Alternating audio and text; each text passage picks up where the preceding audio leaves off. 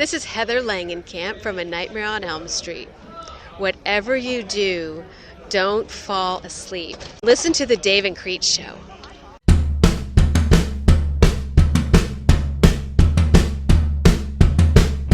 This is the Dave and Creech Show, the only podcast where podcaster CJ Creech and actor Dave Sheridan come together to talk all things entertainment with your favorite entertainers. Want to ask our guests a question? Tweet them to @DaveSheridan or @CJCNOV88, and they may be asked to our guests live on the show. We do have to ask you stay seated during the podcast because this ride may get a little bit hilarious. Now here's your hosts, Dave and Creech. Hey everybody, welcome back to the Dave and Creech Show. We are here, and now it is episode 8 of this wildly successful podcast. And by wildly successful, I mean my dad listens to it, and I think Dave has 5 friends that listen to it. Well, they're not my friends, but if they keep listening, I will definitely consider, approving them as my friends. However, I would say with your, now viral video of your Walking Dead Benny Hill YouTube video and Facebook video going viral, I think that's really going to help our numbers, Creech. So congratulations and thanks for doing that. And I actually thought it was great. I thought the video was hilarious. I've watched it a few times. Thank you. I definitely, that was one of the reasons why I made it, because I was like, let's get Dave and Creech out there. Everybody already knows Dave Sheridan, but they don't know about Creech. So. But you didn't mention me anywhere on the video. How's that getting Dave and Creech out there? Well, see, they go to my Twitter, and they go to @CJCNOV88, and then they see in my bio that I host this podcast with @Dave Sheridan. Because I did change that, so it shows your name. So then they're going to follow you, and they're going to be like, I know that guy. That guy's famous. What's he doing with this weird fat guy? And then that's Wait, I'm not that fat. I'm not that fat, Creech. Come on. Well, all right, I got to lose some weight. Is that what you're trying to say? Well, yeah, maybe. I got to lose like 2 of you though. I have it up on Facebook, which has like 120,000, and then I have it on YouTube, which has, I think, 12 to 13,000 currently. Oh, okay. Yeah, no, because I posted the YouTube one. Yeah. So you're saying, so let me understand this. Why don't you just have one video and just post to YouTube onto Facebook versus having it on Facebook? What is the benefit of that? Originally, I just put it on Facebook, and it was on Facebook only, because I wasn't expecting it to be as huge. And if you put it on Facebook, it gets shared a lot quicker, because everybody can actually view it on their app instead of having to go to the YouTube app or, switch over to look at a video. Right. So it'll already be on there. So yeah, once that started going big, I was like, well, shit, I need to put this up on YouTube as well. And YouTube started getting big numbers. So then I'm like, well, let me change the writing of what I wrote on here and promote my pages. And now, those are getting big now too. So it's been very crazy the past 24 hours with this video, but it's been very awesome at the same point. I've there's been like 100 or 200 people that I've never met in my life that are sending me friend requests now, and it's just like, what is this? And then, like I said, all my numbers on my YouTube subscribers and the Creech Creative Facebook page, they're all going up now. Plus, now Facebook's put it in their trending section, so it's just going to keep getting higher and higher, which is just insane. Right. For this video that it took me maybe like 5 minutes to put that thing together, and it's doing amazing numbers. Right. That's awesome, dude. Yeah, it's a funny video. I was wondering when you sent it to me because I was like, okay, here's this Benny Hill, scene from, you added the Benny Hill music and the laugh track and stuff and gave it the Benny Hill sort of like a fast forward motion. And then when you sent it to me on YouTube, I saw there was like, 1,000 of them. And I was like, what the heck is going on? How did why are there so many? And then you basically said that somebody brought it up on Talking Dead to make the video. So who actually brought it up? How did it actually come about? Well, how it happened with everything was when I watched the episode. Like as soon as that scene happened, I just in my head I was already doing the Benny Hill music.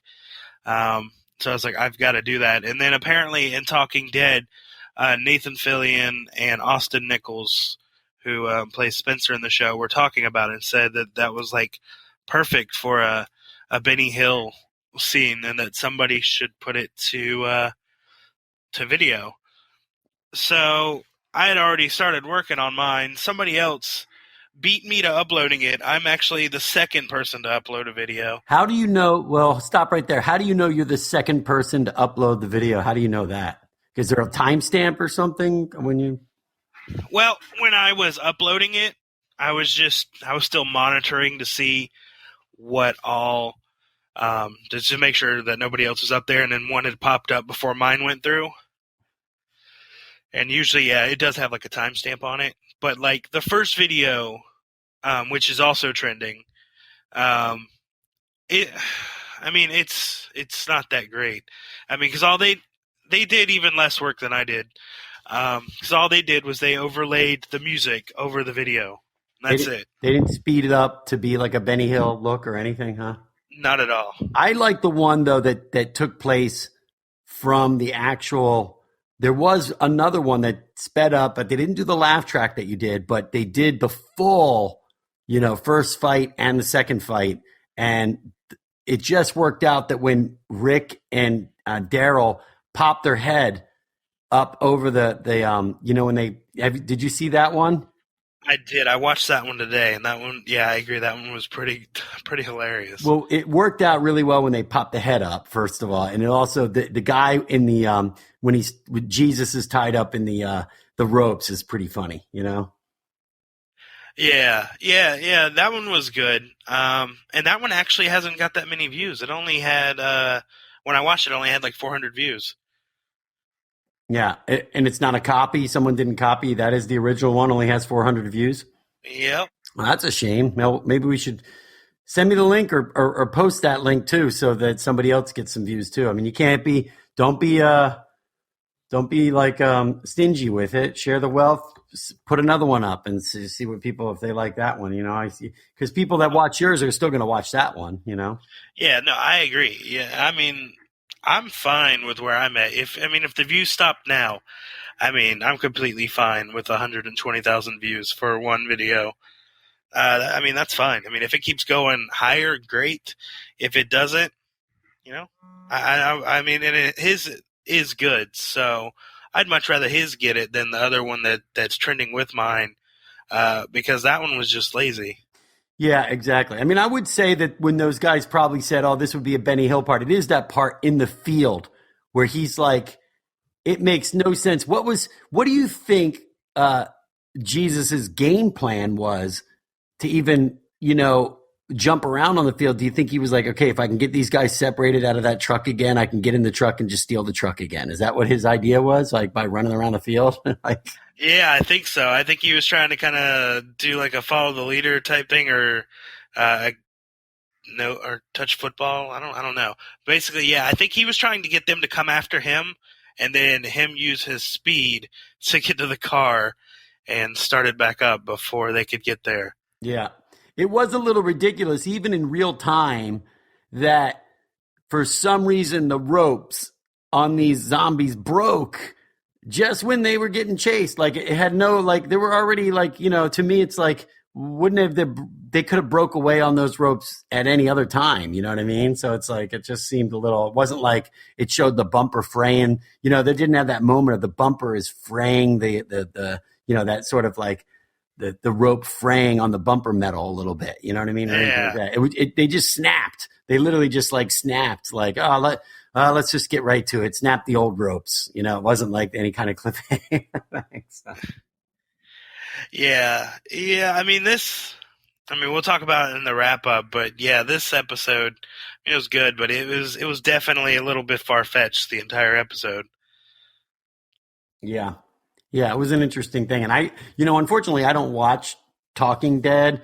It is on my iPad. I could watch it, but it's just, I love the show, but I've never been into talk shows at all. And at the end of the day, that's just a talk show of people talking about the movie or the TV show. So, but I would say it's hard for me to like talk about the show now in a wrap-up format and not have watched The Talking Dead. And so if I ever bring up anything that might be said on The Talking Dead, let me know so I can just shut up about it. You know what I'm saying? Now, I have to ask, does my voice sound differently this week? No. Why? That's do you have a new microphone? Good. A new microphone? What'd you do? No, I wish it was a new microphone. I have a new cold. Okay, a new cold. Good. Now you sound the same. I've been trying to rest. Thank you. I've been trying to rest my voice, hoping that it wouldn't be wrecked by the time we podcasted and did everything today. Right. So let's do the very brief entertainment. What is it? All right. Well, this week? One thing I'm actually really worried about bringing up to you because is it Trump? It's kind of Trump. Okay, what is it? It's politics related. Good. We were just talking about it last week. About how you've usually been wrong about, your opinions. I'm always wrong. And you were like, Jeb Bush is going to stay in the race until the very end. And this weekend, he bowed out of the presidential race. Okay, now I didn't say that. I think we should go back and see what I said. I said that Donald Trump wants Jeb Bush to stay in the race. That's what I thought I said. I don't know. I could have sworn you said that Jeb has the money to stay in the race the entire time. Yeah. And that scares Trump.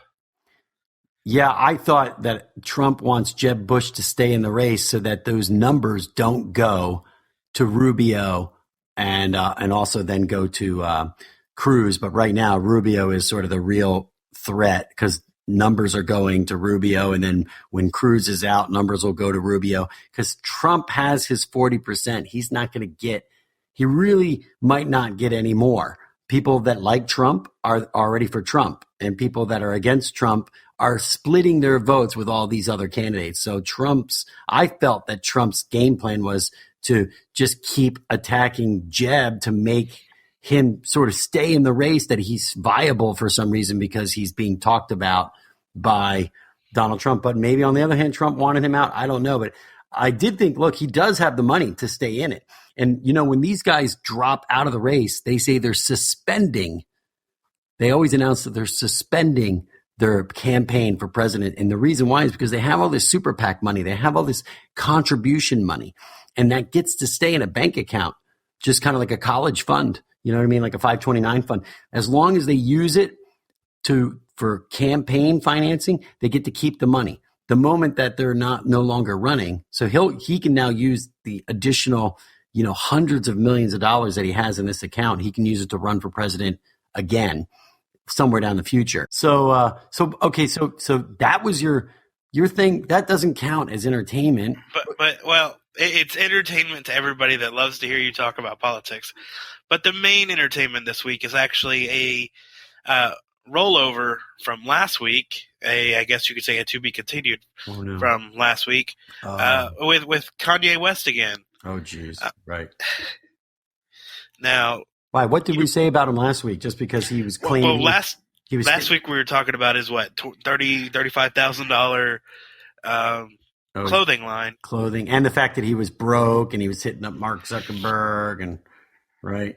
And exactly. Well, last weekend he was the musical guest at SNL, and he almost didn't go on. He threw a temper tantrum, I guess would be the best way to describe it, backstage. And luckily for us, somebody recorded the audio of it, and they released the audio. And we're going to play that so everybody can listen to it right now. Look at that shit. They took my fucking stage off of SNL. Without asking me. Now I'm gone. That and Taylor Swift, fake ass. Y'all ain't gonna do this. We breaking the motherfucking internet. I've been through 6 years of this fucking shit. Let's get to it, bro. Let's get to it, bro. Are they fucking crazy? Bro, by 50%. Stanley Kubrick. Apostle Paul. Fucking Picasso and Escobar. By 50% more influential than any other human being. Don't fuck with me. Don't fuck with me. Don't fuck with me. By 50%, dead or alive. By 50% for the next 1,000 years. Stanley Kubrick, yay. First of all, what do you think? What did he get upset about? You know, because he really doesn't mention what he's upset about totally. Like, what was the big beef that he had a meltdown before he went on? Do you know any information on that? What I know about it was apparently that it was something to do with his stage, the stage that he had or was supposed to have for his performance, and when they took it down and told him he wasn't going to be performing on that stage, he got very upset and angered, and went on to declaim himself one of the most, as you heard, influential human beings, and that he's up there with pretty much everybody, like Stanley Kubrick and everybody like that. So, yeah, luckily, they haven't revealed who actually recorded. I mean, it could have been a cast member, it could have been just somebody backstage behind the scenes. But the stuff that he was yelling at Lorne Michaels. So he was actually, okay, see, I didn't know that. He was ranting at Lorne Michaels there? Yes. In his dressing room, or where Lauren sits backstage, like where that little, like, you know, producer chair area is. Do you know, was he by Lauren behind the rafters, or was he actually in his dressing room and Lauren was trying to get him out? I don't know about that. I think he was out publicly, that's the only way I could think of that they'd be able to record his audio of him freaking out. And that doesn't sound like his mic audio, right? He's not Mike Lob. That sounds like somebody's it's like cell phone. Yeah. Oh my gosh. So who the heck? It sounds a little. It sounds to me a little produced in a weird way. Like, who is it that is going to be on the inside of SNL or Kanye's group and really just risk their own sort of bad reputation or their career or, you know, any of that to hit record on a cell phone and even think about it at that, you know, that time, especially because, you know, it wasn't a cast member or anyone that works on the show, because they're not running around with their cell phones, because they're running, you know, if you've ever seen the show, I've worked on the show, between, even when there's musical acts, everyone is running around because you have such a short time to get changed, get the wig on, whatever it is. So it's probably not some, you know, it must have been someone from Kanye's camp. But do you think it might have just been planned to get a little bit of publicity? I don't think so. I mean, there's stuff like this that has been set up before, right?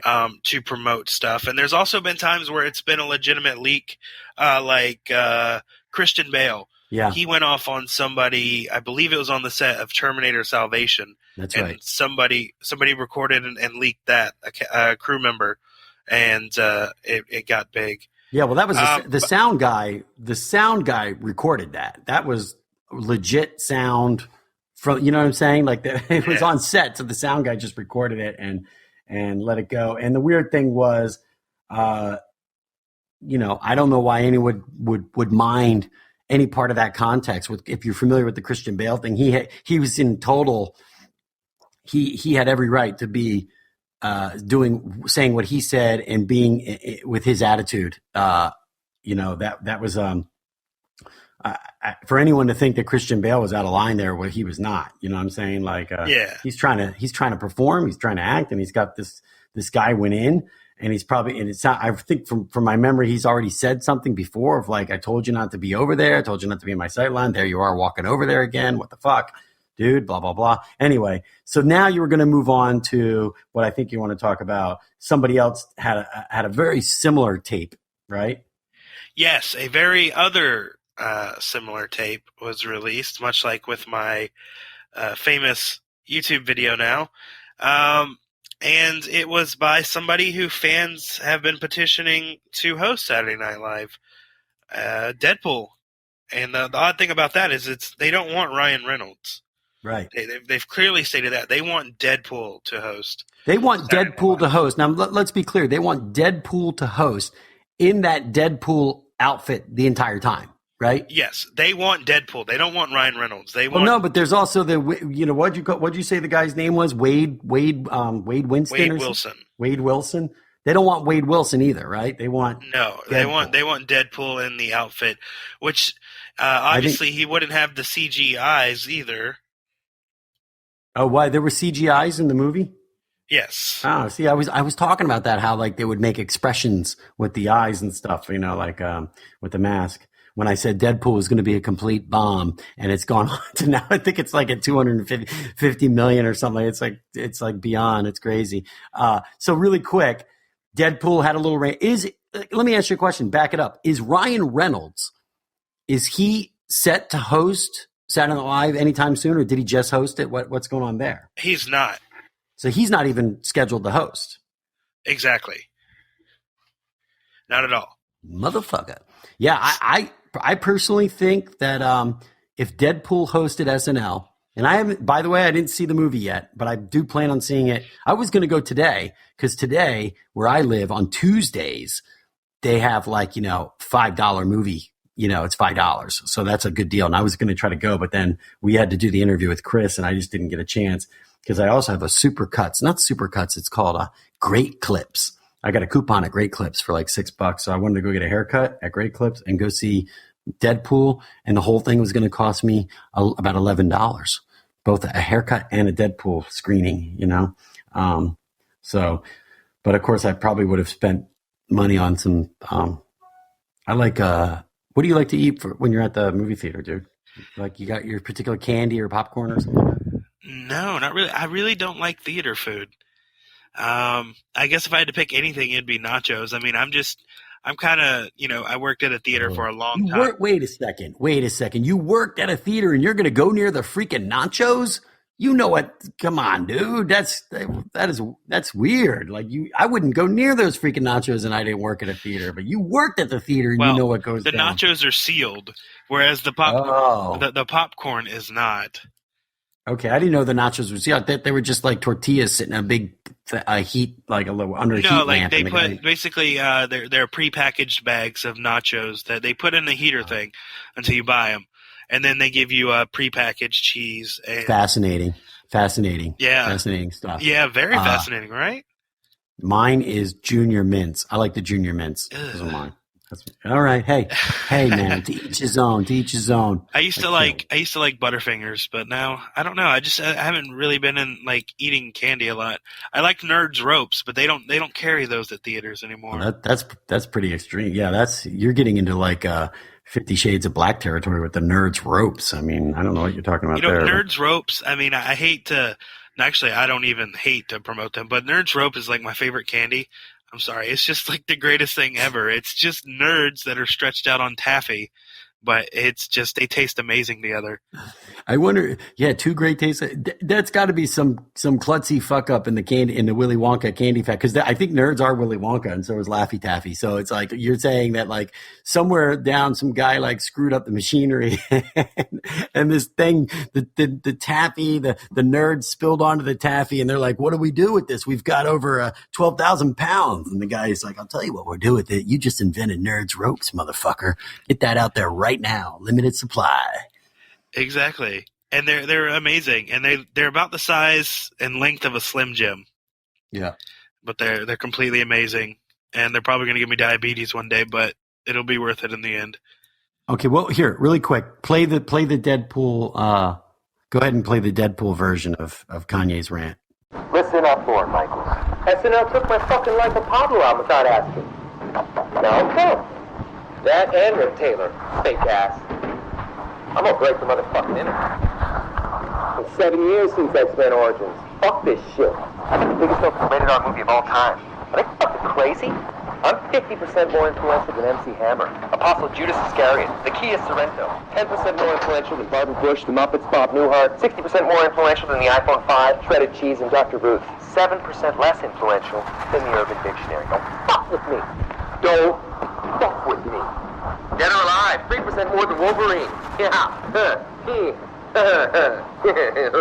So here's my thing. I would watch Saturday. I haven't watched SNL in probably 20 something years. I don't know when the last one I saw. It's been. I do watch clips online, like or Hulu or YouTube. I watch sketches and stuff, but I don't actually tune in to watch it live or watch the full episode. But if he was the host, if Deadpool was the host, I would watch that and hoping that they would do some pretty awesome stuff with him. I would only do one Deadpool scene. The rest of it, I would do just like he is a regular guy. You know what I mean? Like wearing some wigs, playing a manager at like a, copy store, whatever they want to write that week. That's funny. And just imagine that he's not wearing that outfit. You know what I'm saying? and I would hope I would also like do something where Lauren would let him cuss, let him be as dirty as he wants to be, and just somehow put it on a delay where they can beep it. You know what I mean? Yeah. So that to me would be an iconic SNL that would never be. It would be one of the top 5, most memorable SNLs ever if they came on and let him do that. So that would be pretty cool. Oh yeah, yeah. I think it would be amazing. I mean, I think Ryan Reynolds, though, he does have a habit of playing sometimes the same character. I mean, he knocked it out of the park with Deadpool. I mean, if anything, he was born to play that role for sure. And anything would be better than having to wait probably another year or two for another Deadpool movie. Right. Because obviously he's already announced that they're putting the final touches on the script to Deadpool 2. So, great. So hopefully we'll know more about that, and you'll actually see the first one very soon. I did send you the trailers in that email. I don't know if you watched it. Trailers of what? The new Deadpool? Well, no, for Deadpool, yeah, the red bands. I sent you in that email. No, which email? The one with the Kanye and Deadpool thing. I didn't see the. I'll watch them. Then I'll watch them tonight. I'll check them out. But that's all good, man. And I think hopefully he will host. If not, then if they're making another one, maybe they'll have time to set it up where he can host that, that year when it comes out then. But I would say that because it's from that movie is a 20th Century Fox movie and it's not a Universal movie, the chances of Universal, which owns NBC or NBC owns Universal, whichever way you look at it, I highly doubt that they would want to promote a 20th Century Fox owned property for an entire an hour and a half. You know what I mean? So yeah. Unless 20th Century Fox, pays a lot of money. So. Well, it's not like they have a shortage now with what they made off of Deadpool. Yeah. But of course, exactly. They'll definitely still want to keep most of it that they can. And now they got X-Men coming out too. So yeah, they're definitely not going to be hurting for money. Now, right. And that's pretty much it for the entertainment. I did randomly, I don't know how I forgot, but a couple of weeks ago apparently was my 1 year of podcasting, and I didn't even really notice it. So that's kind of exciting. Wait, what? Can you say that again? What? It's your 1 year anniversary of podcasting was when? Was a couple weeks ago actually. So wait a second. I thought you had your podcast before I came on for 3 years or something like that. So you were only doing it for 1 year before? Yeah, pretty much. Yeah. And how many episodes did you have of just the Creech's Corner or whatever it was called? Creech Questions. But, yeah. But it was originally titled Creech's Corner, but then I changed it at the last second. So see, I knew. I have a knack for that kind of stuff. Looks like the last episode of Creech Questions was number 48. So you did 48 episodes before. Of Creech Questions, yes. And we're up to what, 8? We're up to 8.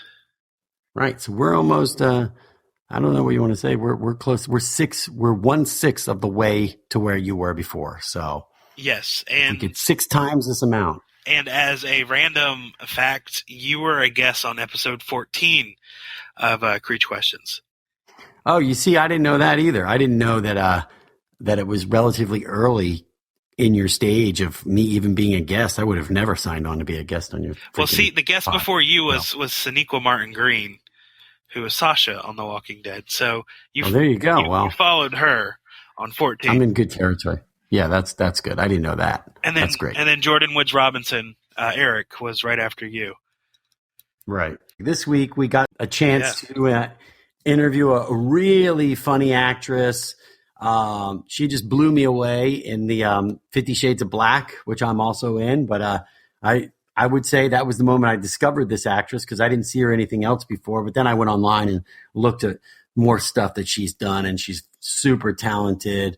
Her name is Jenny Zigrino, and she's from Minneapolis. Well, I guess more from Minnesota. Then she spent time in the Boston area and then went to New York City for a year and then landed out in L.A. this year. And now she's hit it big time. She's next going to be starring in Bad Santa 2 with Billy Bob Thornton. So we're going to get a chance to chat with her this episode. And I think it's a great interview. And I think for people that are fans of comedy and fans of Jenny and just fans of finding out more about how the industry works, it's going to be a very insightful interview.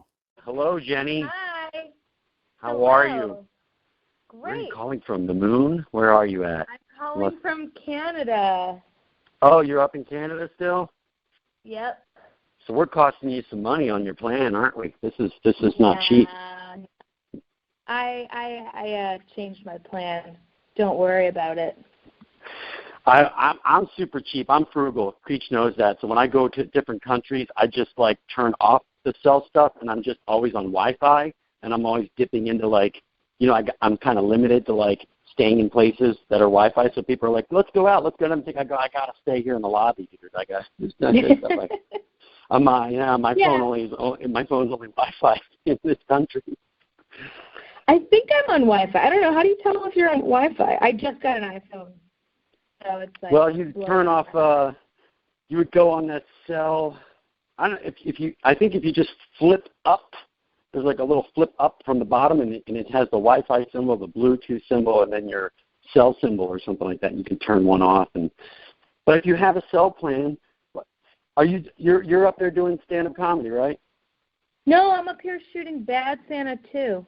So the stand-up though that you did did you do the stand-up while you were shooting Bad Santa, or was that you went up twice now? You went up and did your stand-up and then did Bad Santa?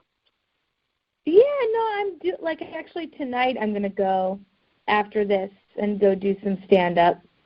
So I just, anytime I'm in a town, I just go and do stand-up when I can. That's great. And so how long have you been up there shooting Bad Santa? I've been here for, it'll be 2 weeks on Tuesday. Wow. That's awesome. And then I was here for 10 days earlier last month. That's good. I'm not completely familiar with that script, but I know the general gist of it. It was he gets out of prison. They decide to sort of rob what is a Salvation Army type of thing, right? They infiltrate a Salvation Army type of, what do you want to call it, charity thing, and they're going to... Yeah. What is your role? What is your role for this Bad Santa 2? So I play this character, Gina. So I am a principal. It's a principal role, so I'm here long enough that I'm here for a while. And I don't know how much I can say that I not get fired. So. No, I don't want you to get fired. No, you already know what I'm actually doing right now? Is I'm talking to you, but I am also looking at your photos. You're looking at my photos? Wait a second. I could very quickly bring up your photos because I do need to do a little research, right, before I was going to get on the line with you. So I did watch your stand-up a little bit. I watched a little bit of your stand-up because I was like, I already know I was able to go look at your movies, and we should just jump right into, wait a second. You're looking at my photos. Why are you going to look at my photos, though? Oh, because I just wanted to look at your photos. Oh, also, that's you worked with my friend Ed Galvez on Amigo Undead. Yeah. I love Amigo Undead. That was fun. I still have to see it. I'm excited to see it, so I will be seeing it. Who is your friend in that one? Ed Galvez? Oh, Ed. Yeah. He played he played the Amigo. Yeah. I knew Ed from way back when he was doing the West Side Eclectic. He had his he does like a Wednesday night stand up thing on the West Side down some alley. Does he still do that, like the Punk House thing or whatever it was called? Punk House is now at the Improv, I think. Oh, okay. Yeah. Ed was a big fan of my band, actually. We came out, and then we played there, his stand-up thing, but the reality was, I don't know how I got involved in that movie. I think it was one of the producers was a friend of mine, and I only have one scene. It's with me and I'm kind of a one-scene guy lately. That was me and Randall. Randall Park. It's a pretty funny scene, though. But did you know that I was sitting next to you at the 50 Shades of Black premiere? Really? Yeah. No, my dad was sitting next to me.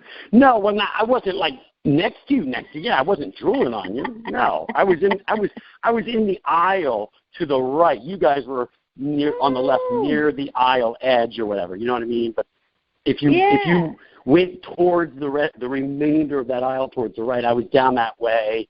You were wearing a very sexy dress, you were showing off some cleavage there. And, you know what? Just one boob, honestly. Just one boob was coming out of that thing. Not the bad. other one was nicely tucked away, but one was just rogue. I couldn't stop it from doing what it wanted to do. Yeah, but let's get right into that. Go ahead. What? No, go ahead. How funny is what? Well, just like that whole. So that was my very first film premiere. What was your first film premiere? My first film premiere might have been. I'm thinking it was because the premiere for Scary Movie, which was my first big studio release thing, was actually in New York City, and they didn't want to fly any of us out there. And so I lived in L.A., and I was kind of still a broke actor, so I was like, I'm not going to fly out for that. And so my first film premiere, believe it or not, was not a film that I was in. It was made. Remember that, who's the guys that did Swingers? Jon Favreau, right. Made was Jon Favreau and his buddies and stuff. It's kind of like it wasn't a sequel to Swingers, but it kind of had that same group of actors. That was my first premiere. But I wasn't in it. The first one I was in might have been Corky Romano. Might have been Corky Romano or Bubble Boy or something in that period. Might have been the first ones that I went to that I was in. But I would say this, I've been married for quite a long time, and I think it was Corky Romano, the press people. This sounds like something right out of like some Hollywood, fictional, whatever you want to call those TV shows. What's the one with the group of guys? Entourage?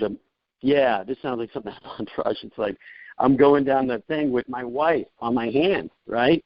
And some PR person swapped my wife out because there was all the flashing bulbs and stuff, and people are going, Dave, over here, Dave, over here. You know that, right, Jenny? And they're like, Jenny, over here, Jenny, over here, Jenny. And you're going like, oh, where do I look? And how long do I stare in this direction as I kind of scan across and, look beyond the flashing light bulbs and pretend I'm actually smiling at people, and say, what the hell am I looking at? Yeah. But somewhere in there, this publicist was trying to promote this other actress that was in this other movie of mine, Frank McCluskey, and I draw a blank on her name right now. You could just look up my co-star in that movie. And so it was at Corky Romano for the premiere of Corky Romano, and they basically swapped out my wife with this actress. So I'm holding this actress's hand now, but I didn't even realize it for like half of the line. And My poor wife was That's like, ridiculous. Yeah, they go, she's like, I'm never going to another one of these things with you again. Like, she didn't even realize I wasn't there anymore. And, like, they tried to get you with this chick, like Cameron Richardson. That was her name, Cameron Richards. And, yeah, so funny. I was like, oh, man, I'm really sorry. But, hey. But anyway, hey, the bottom line was, yeah, I saw you come in, but I didn't know you were in the film. You were sitting, next to me. Yeah. Like, on the aisle. And I go, okay. You were loud. You were like, wow, wow, wow. I was like, all right, who's this chick? And then the movie. Yeah, you were loud. Yeah, but loud like in a good in the way. movie or just in the hall, in the seat? Yeah, just coming in. Like you had presence. You know what I'm saying? You had presence. You had charisma. I always have presence. I'm sure we actually thought was like, who the fuck is this girl? She's so loud. Jesus. And then you're like, oh, that's what I'm saying. But then the movie started, and that's when. And honestly, I don't think I recognized you, because in 50 Shades of Black, you're pretty much the furthest thing from who you are. You were a freaking character. So even then, I wasn't like, wait a second. But that's when I was kind of like, is that chick that's, 3 seats down with her boob hanging out? I think it is. Yeah, because just the one you boob. have Just the one. Just one boob in the theater, and then both boobs at some point. I'm pretty sure I couldn't imagine. There was definitely things hanging out in the movie as well. I mean, I have no idea what that was. Oh my God! So, I mean, at one point, what I was wearing in that movie. I mean, honestly, it's the first time I've ever seen a movie open up. You're saying that was like your big. That's been a big feature film, sort of like one of your first ones, right? That's my first feature, yeah. Okay, so I think you've made history. Creech, you've seen the movie, right? Yes, I have. She was pretty amazing in it, right? Yeah, she kind of stole most of the scenes in the movie, for sure. Yeah, definitely a scene stealer, but the thing is this, I think she has a Guinness Book of World Record of the first time ever being introduced on stage that is an actress who's holding an ice bag on her vagina. You know what I mean? Because the America and the world was introduced to Jenny with an ice bag on her vagina. That's your first shot. So very true. I feel like you're like the James Lipton of your time. Exactly. We're inside the actor's studio here. It feels very inside the actor's studio. I'm here, Jenny Zigrino. Is it Zigrino? It's Zigrino, yeah. Zigrino from New York. What part of New York you're hailing from? I'm actually from Minnesota and Boston. I used to live in New York. But I'm mostly from Minnesota and Boston. Got it. They're not the same place. Boston is not in Minnesota. You know that, right? No. I mean it's inside my heart. Like both places live in this heart. I like how one is a state and the other is a city. Yeah. So when you refer to Minnesota, you're really claiming the whole state. And then for Boston, it's not. You don't want to say Massachusetts. Like I'm from Mass. It's like no, I'm from Boston. No, because Massachusetts as a whole is very different than just Boston. Oh yeah. Like, okay, I'm born and raised in Minnesota. So it's like, okay, Minneapolis girl. Like, I came into fruition in Minnesota. And then Boston, like, since I was 11, I was going back and forth, did like a year of school there, and then for college went there. So I guess I consider, like, I feel like Boston's its own little thing inside of Massachusetts, because Western Mass is very different than, Boston is, or like Revere, or those kind of suburby areas. Right. That makes sense? Everyone gets confused on where I'm from, so don't worry about it. Yeah, no, because I was watching your stand-up, and that's when you mentioned being from New York, or you said you just moved from New York, so that's why I was like, okay, she's from New York. Yeah, I think you have a New York attitude, but Bostonites have a New York attitude as well. That's that upper East Coast attitude, so they're very similar in that sort of. It's that Minnesota, though, I would say, has shit, Yeah. We're all very angry and stuff. We can't help it. But then I have Minnesota that makes me nice sometimes. Right. Not okay. all. And then so from there, how long have you been based out in LA? A year and a half. That's not long at all. Nope. It's been pretty. I mean, listen, I packed a lot into that year and a half. It's been a nuts year. But yeah, it's been it'll be a year in August or 2 years in August. Yeah. And you basically how long were you in New York though? A year. So I officially have lived longer in LA than I did in New York. But I prefer New York over LA. Okay, so why did you only stay in New York 1 year and then what was there something that moved you out to LA, or was it just sort of like you did some stand up in New York and then just basically met people and you were kind of like I got to get out to LA now. What was the Well, so I consider myself a Boston comic because that's really where I started doing it. And then I moved after 5 years to New York to be a New York comedian. I ended up getting Marlon's show, Marlon's show, Funniest Wins. And once it aired, I decided to move to LA to here's the momentum of the show coming out. I'm gonna ride this wave and see what happens, and then I just stayed and cool shows here and there. God. Who's cracking up? Yeah, just a little bit. Is it cracking up? There you go. I'm here. Yeah, it did a little bit, but it's good now. Okay. Yeah, I think in May everything started really happening, so that's when I got Conan O'Brien. Yeah. So because the funniest wins was first basically, and and so you're on that. I've never seen that show. I don't know if it's still on or whatever, but is it like Last Comic Standing, or was that show more like was that show kind of a one and done, you're on one episode and it sort of features you a lot more? What's the sort of format of that show? No, it was like a competition show, so I was on for all 8 episodes. Right.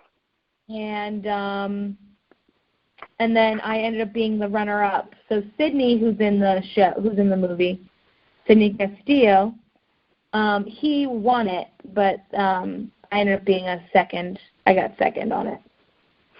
So both the winner and the runner-up both got roles in 50 Shades of Black. Yeah. So the good thing about that is I think I got the better role. I got the the coveted Katisha role. Yeah. What was the was the role that Sydney got? The role of Sydney. What role is that though? Because I saw the movie, but I'm like. So he was remember the where they're in the what is it? The Xbox room. Oh yeah. Okay. Yeah. That was with his boys. It was like his man cave room with his clinger honors that basically don't do anything.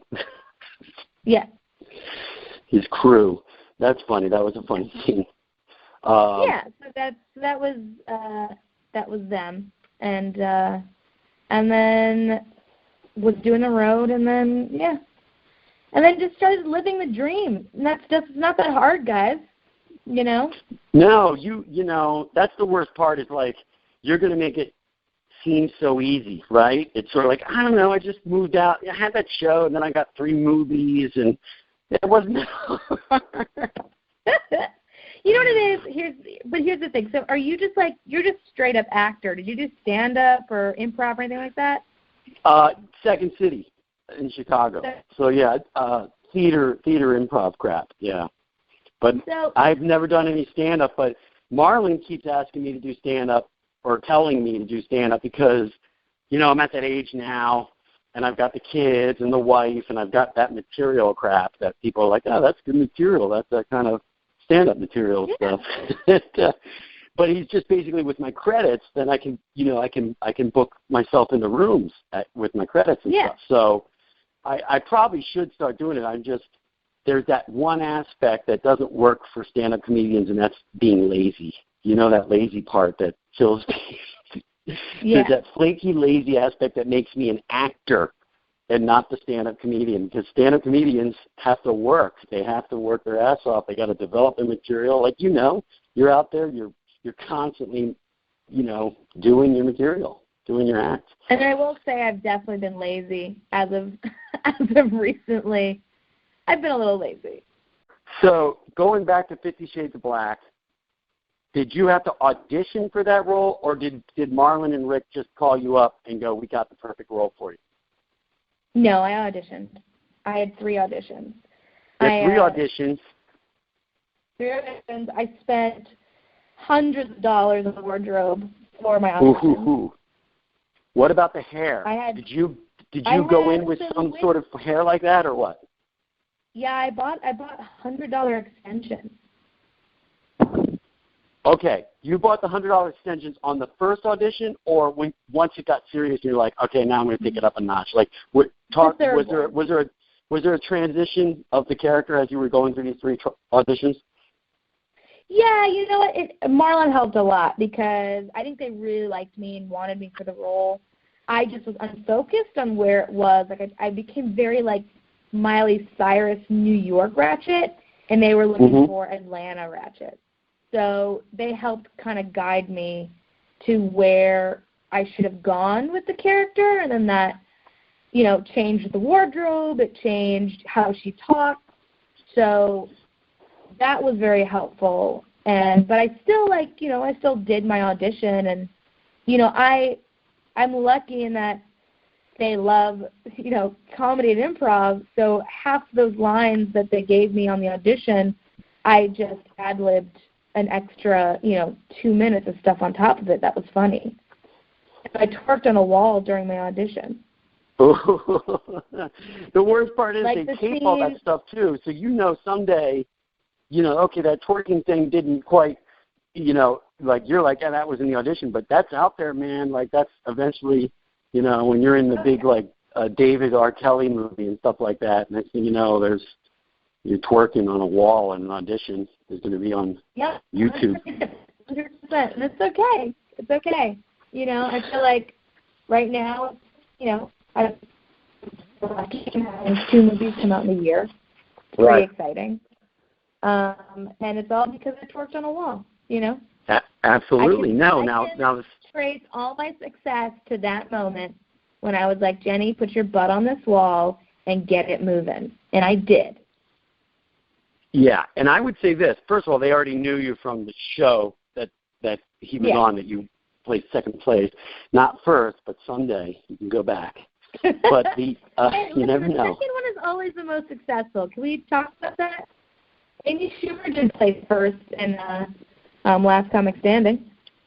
That's right. And here's the thing. The reason is because you're driven more. You're driven because, drive comes from failure. Drive doesn't come from immediate success. Drive comes from picking yourself up each time. So, when you're that Mr. Second Place, I have trophies from all my, everything sports that I played was always second place, but it kept me coming back the next year. I think if I would have won something, maybe I would have got lazy. So, but I would say here's the thing, because I've done I've probably done 6 movies with Marlon, and the one thing that I know probably sold those guys on you was the fact that they knew you were gonna go. They knew there was no you were bold. You know what I mean? You weren't. I'm trying to think of the word, but just like.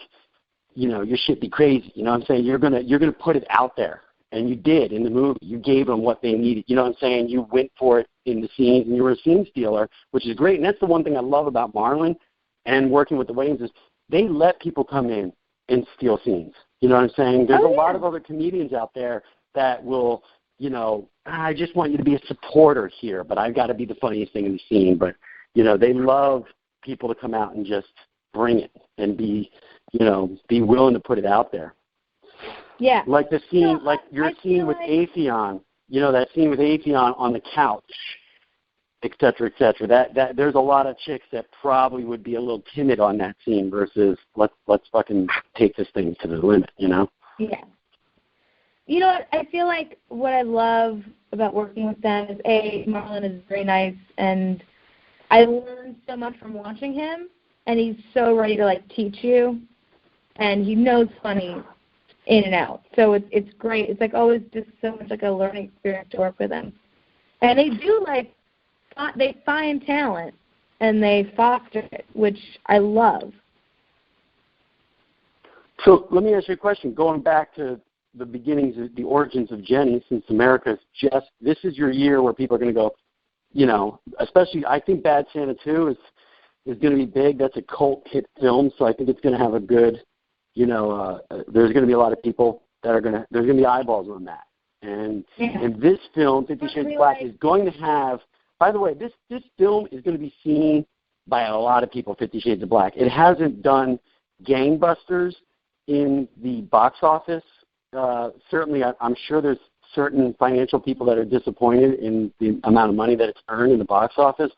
But I think this film is one of those films where a lot of people relegate it to, I'm going to watch that thing on Netflix. And there's 50 million subscribers on Netflix, and I guarantee half the people that are on Netflix, this thing is going to be like, you know, rated in the popular now on Netflix thing for 5 months once it lands on there. And you're talking about 25 million people, you know, watching that movie, and you basically being the standout in that movie. So the reciprocal effect on that, you know, you sort of like pebble in the ripple effect, you're actually going to see that bump actually happen. You'll see another bump once that thing hits Netflix. You're going to see a bump in your social media following, but you're also going to see a bump in just the casting people, like the town being more aware of you. Not that they're not now. I think, honestly, you're probably a very hot name there in L.A. in terms of now that you've got this, Bad Santa, you know, you're at major agencies and management. So all you have to do now is just don't fuck it up. Don't fuck it up. I'm trying not to fuck it up. Yeah, like, you know, I know the heroin, by the way. Heroin is very accessible up there in Montreal. So if you need to know where that is, I will tell you. But that will fuck you up. That will fuck up your career. I need more stimulants. I'm a stimulant person. So, like, I need Adderall, cocaine, meth, methane, whatever. I just need stimulants. Yeah, but, I am definitely. I'm an Adderall guy. I'm like one big Adderall pill a day, probably 3 Diet Red Bulls, and then I have a gold membership at Starbucks, so I'm constantly so. Man, the caffeine in the one Adderall that I do, it pretty much. So, yeah, I hear you. Hey, but my question to you was, so what was first? Did you want to be an actress first, and that kind of led you to do stand-up, or were you inspired to be a stand-up comedian, and then sort of that opened up doors for acting? So it was definitely stand-up first. I didn't really ever think I'd be an actress. Like, I remember, like, being 10 and being like, I'm going to be an actress. And then I was like, no, I'm going to be an archaeologist. So those are the options. And then I think doing stand-up, I have a film degree, and I would just always make all my films had me in them, and were always comedy-related. So it just kind of, I don't know, it just kind of turned into acting for other people accidentally, because I always act in my own stuff, which I prefer to do. But the acting in, like, movies and other people's things, I think has kind of come on accidentally as like a byproduct of doing stand-up. But, I mean, at the end of the day, like, you know, I'm on set, you know, shooting this thing, and then afterwards I'm going to go do a stand-up set, because that's where, like, you know, some of my, like, true love lies is, like, in that. Well, you kind of get hooked, just like you have your stimulant. You know, doing stand-up on stage is definitely a stimulating thing, because you get that initial, you know, that initial satisfaction of laughs coming back at you, and you know when you do something. That's why I got into comedy with like at Second City versus like dramatic acting, because when you're doing comedy, whether it's sketch or improv or stand-up, you get that initial reciprocation from the audience that you did something right, that you kind of nailed it, because you get the laugh. So it helps your performing, because it's almost like, okay, I got this peg and I moved here and I got a reaction from, the monkeys in the pen there. The chickens hit the little button for me. Great. But now, were you doing stand-up then in college when you were like at film school in college? Is that when you started getting on the stage, or was this after? Did you wait till after?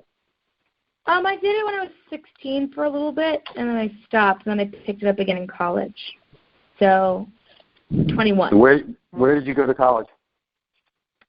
Massachusetts College of Art, and then I was in England, though, when I started doing stand-up again, and I was going to London College of Communication. Oh, nice. Yeah. And I would assume that's in London. Yeah, that's where it is. It is in London. And again, I was like, oh, okay, I did do this forever. It was like that, oh, okay, this is what I should have been doing and never should have stopped. When I was like, if I was 16 and just kept doing it, think how far along I would be. You'd be up to 2 Adderalls a day, I guess. Oh, my God. I would be rolling in Adderall. Yeah, I definitely think I went to film school too, right? And I didn't even go to Second City until I was 25, and I didn't get out to L.A. until I was like 28. And I realized that's when I became friends with a lot of the, I'm not going to drop names, but other actors that were like my peers at that age were out in L.A.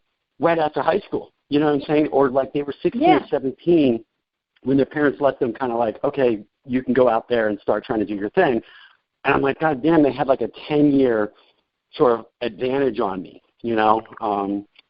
But at the same time, I wouldn't give up life experiences of the other things you've done. It makes you who you are, and you always draw from that as well. So, yeah. By the way, we have a couple similarity things. What? Oh, I was going to say there's some similarities. Is when I have a film degree too, and I acted in all my films. That's actually when I sort of kind of got the acting bug, and the reason why I acted in my films is because, and this might be very similar to you, is people were flaky. My friends didn't show up for my student films. You know what I mean? It was like I couldn't count on them to show up, and it was like, oh, I'll just put myself in this thing. Yeah, and that's the same thing. Is like I feel like I would have people either come do it and they couldn't do it right, or not the way I wanted it done. So I'd be like, oh, you guys are idiots. You don't know what to do. So I just ended up playing all the parts anyways. Like I did a project where I played every part. Like I had 3 characters and I just played every part. Maybe it's a control thing. Maybe it's not super healthy. I think you're probably the best director I've ever heard of. I love that line. Yeah. You're an idiot. You can't do it right. Stand back. That's the way you should direct it. We should get you somewhere down the line in the next 5 years. I want to get a thing where we get you a directing gig in L.A. We bring in regular actors, people that we know, but literally the cameras are on the whole time like a Windy City Heat, and it's you replacing everyone along the way and just firing people. And, but it's regular actors. It's like, okay, let's get Emma Stone or whoever it is, right? Yeah. And it's just being like, what are you, an idiot? Come on, look, the line is like this. Just get out of the seat. Get out of the seat. Give me the hat. I'm like, Chris Hemsworth, do it like this. Come on, idiot. Thor, get your shit together. I'm pretty sure that's how Michael Bay directs. I don't know about George Lucas. I love one of my favorite videos is the epic rap battles of history with the directors. Oh, yeah. And Michael Bay just like shows up in a helicopter. Yeah, probably one of my favorites. It's I know one guy's doing Spielberg. There's Hitchcock. What were the other ones in there? There's Scorsese or somebody in there. And there's Hitchcock, Scorsese, Michael Bay, and then who was the other one? Spielberg. Kubrick? Yeah. No, Spielberg. Spielberg. Yeah. Was Kubrick in it though? He might. I don't know. Kubrick actually directed that. That was the last thing he ever directed. Did he? The Epic Wrapup. Yeah. A lot of people think it was yeah. A lot of people think it was that Tom Cruise movie or whatever it was, but it was definitely that was it. Oh, you mean Mission Impossible? Is that the movie you're talking about? Yeah. Come on, Creech. What was Kubrick's last movie with Tom Cruise? The Eyes Wide Shut one, right? Yeah, it was Eyes Wide Shut with Nicole Kidman. I think it was Mission Impossible.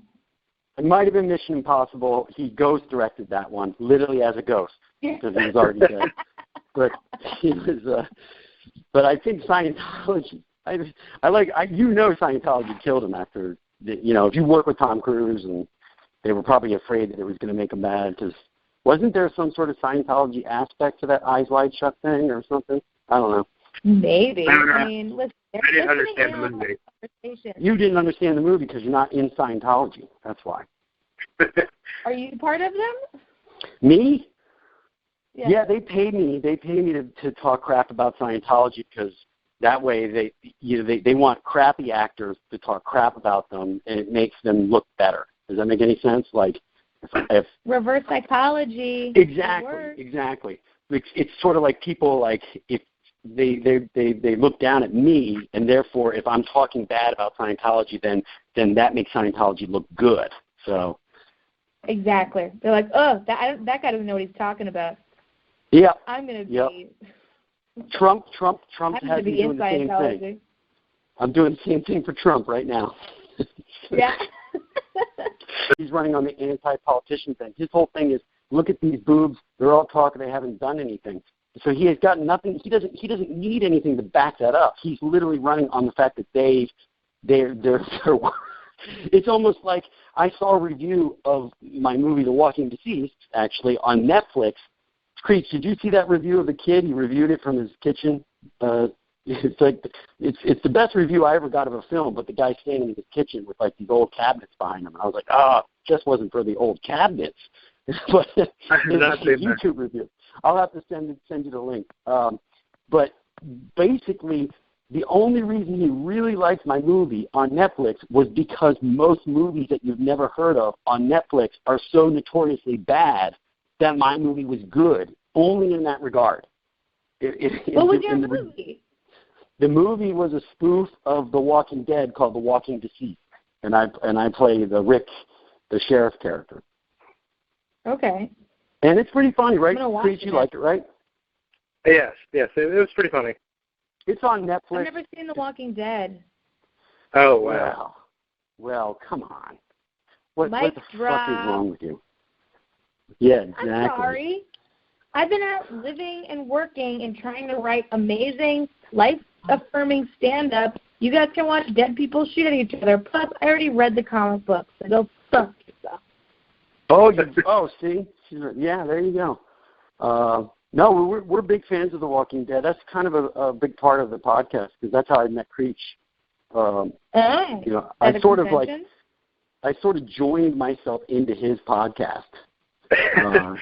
He's been doing this. Go ahead, Creech.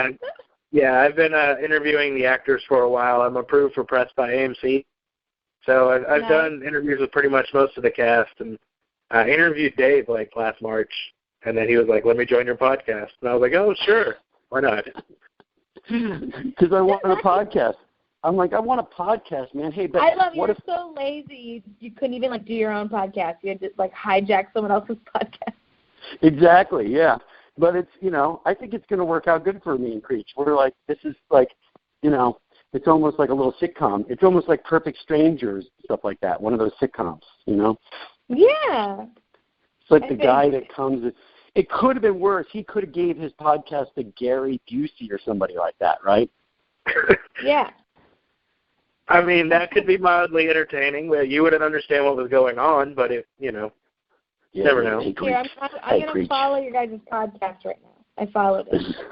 Yeah, we got Gary Busey here. Gary Busey. You kind of like that? It's Gary Busey.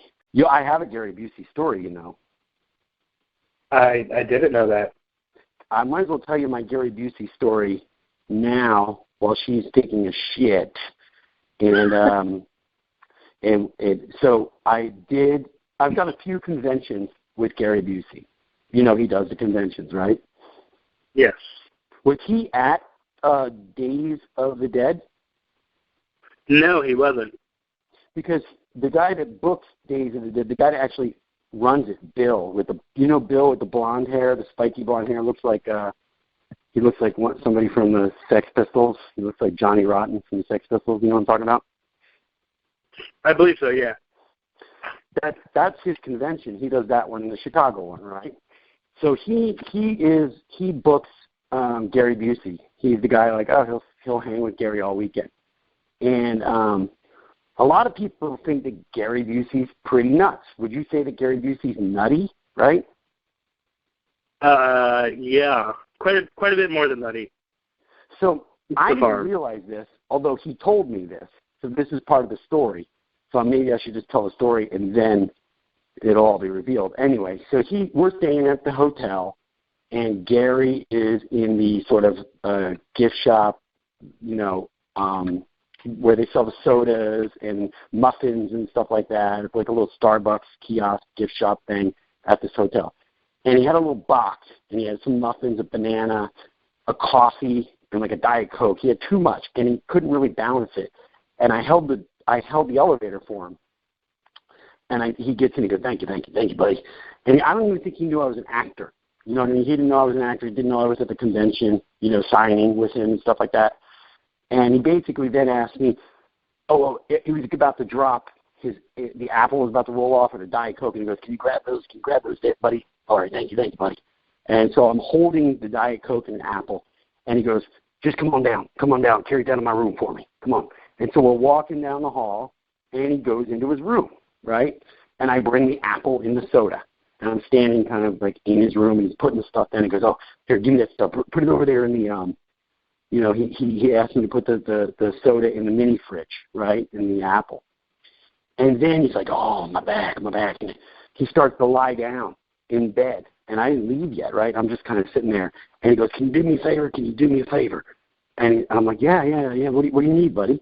And he goes, my pills are right over there on the so he had some pain pills. And I think it was just, honestly, I think they were just ibuprofen.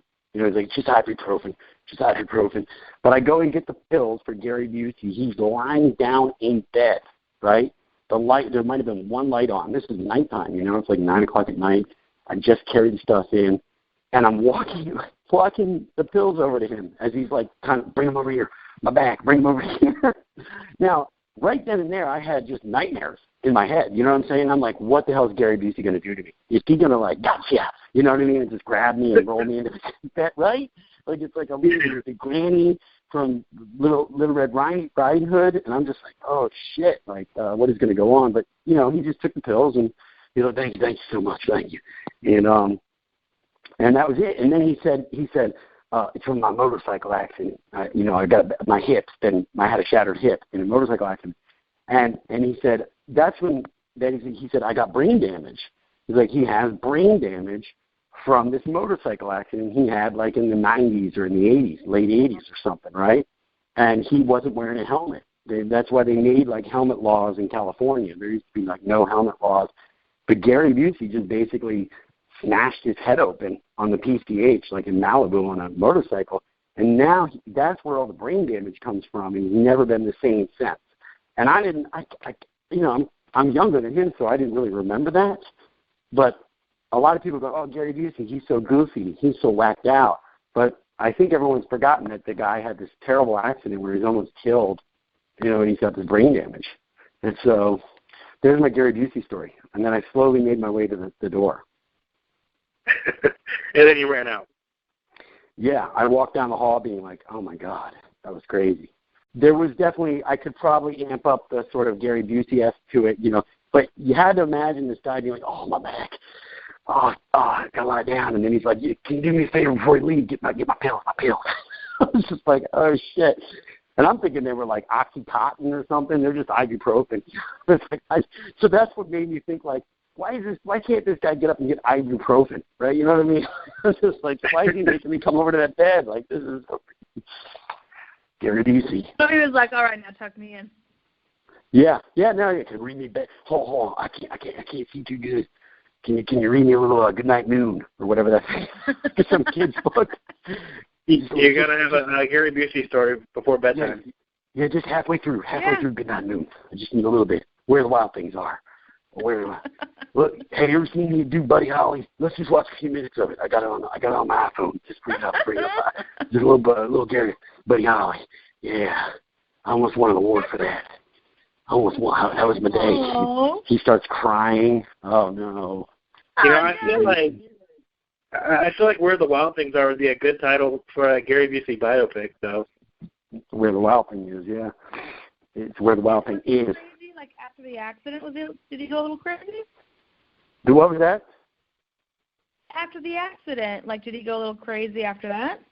That's what I'm saying. Yeah, that's when he reminded me. He's like he talked about the hip and how it shattered, and he goes, I was in a motorcycle accident, almost died. Cracked my head, cracked my teeth, my eyeball. I guess he's got a glass eye. He's got a glass eye too, so he doesn't have an eye. He's got, you could see when you get up close, and you see like the scar, this giant kind of scar going down his face and stuff. So he was almost killed, and that he has brain damage. He didn't go crazy. He's nuts from the brain damage. You know what I mean? He's not the Gary Busey he used to be. But a lot of people write him off as like, oh, he's a quack. But it's like, no, man, the guy was in a major accident. He's sort of lucky to be alive. So I do have a little bit more respect for him in that regard. You know what I mean? I'm like, Yeah. I think he also embraces it. I respect him. He embraces that craziness as part of his persona now, So. Yeah. He made it work. For sure. Jenny, do you do impersonations or whatever they call impressions on? Do you do that kind of stuff, or is it just sort of like you're just you being you and telling funny stuff? What's your act like? It's just me being me. I don't do accents. I don't do impressions. I can do accents. I do my mom a lot. I do like an impression of my mother. Because does she have an accent? Does she have a Wisconsin accent, or what do you mean? No, she's in Russia, so she speaks like this. And she has very thick Russian accent when she talks. Oh. So your mom's like a mail-order bride? Did your dad mail-order bride her from Russia? Or what? What's the deal? No. He met her in New York. Because he's Italian, right? That's got to be Italian. Yeah. This is just American Italian, dude. He always likes the foreign ladies. My stepmother's from Brazil. The one before that was from Bangladesh. My dad loves the foreign ladies.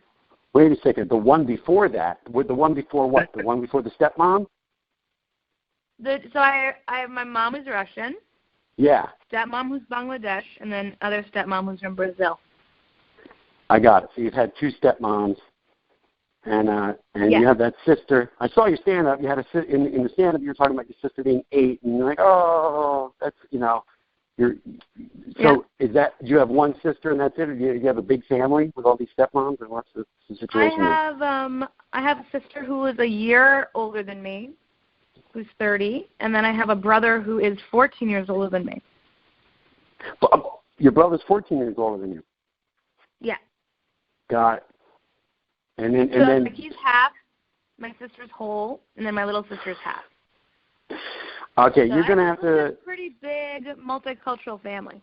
It is, and there's a lot of fractions and math put into this. You're very, that one's 3/4, but if you carry the one, then she's actually a full, if you consider that we... When you combine my sister and my brother, they become one whole person. Yeah, exactly. Well, yeah, you definitely have that set up for, that whole, do you involve, because you say you do your mom on stage, you talk about your sister, is a lot of your stand-up sort of around sort of your family experience and stuff like that? Yeah, it is. I mean, it's more interesting that way, It's like... Yeah. You write what you know, and I feel like I'm much better at telling stories about my family and who I am and things I do versus hey, isn't this thing crazy? Oh my God, elevators, let's talk about it. I'm not that kind of comedian. I'm more of oh my God, I went on this date, and let me tell you about the horrible things that happened. So that kind of thing. Does that happen a lot on your dates? Oh, all the time. I stopped dating. I'm I haven't gone on a date since the summer, since like July. Wait a second. You just told me. Don't think. Hey, by the way, didn't you just say you were with your boyfriend or a date or something at the premiere? Oh no, he was my date, but he's not my date. He's just one of my best friends. Oh, okay.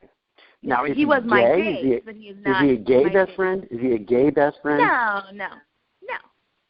Okay. He's my good guy best friend. He moved here from Minnesota, and so he was staying in my spare room for a little bit. And then I was like, do you want to come to this premiere? And he was like, sure. So Got it. So he's also your roommate, basically. Not anymore. Yeah. He moved out. So now it's just me and my dog living together like God intended. Oh, and what kind of dog do you have? A pug chihuahua named Lupe. Lupe. Go on my Instagram. Look at how cute she is. Oh, you do a lot of photos of your dog on Instagram. Oh, she has her own Instagram. Oh, she has her own Instagram. Yeah. I don't think Dave knows how to I use haven't Instagram. updated it in like a very long time, but she has. Okay. Well, here's a little question because I've done movies on location. You're on location now in Montreal. So, did you bring your dog up to Canada with you then? No, but I will at the next project. I'm bringing her with me.